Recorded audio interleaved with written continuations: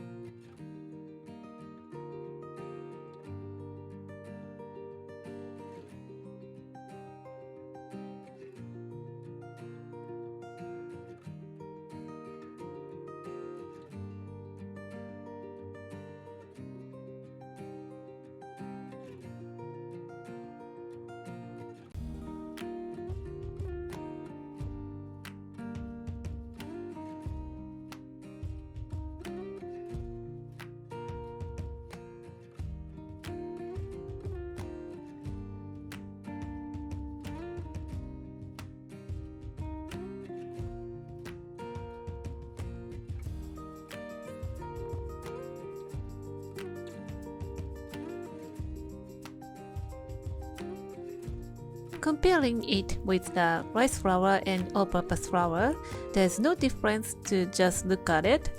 About the taste, there's no such big difference, but a little bit more moist and has a little bit of chew to the texture. And of course, it is so delicious. So you can make fluffy pancake with rice flour. I hope you learned something from this video, and I hope this video is helpful for those of you on a gluten-free diet. Give it a try and let me know how you like it. Thanks for watching.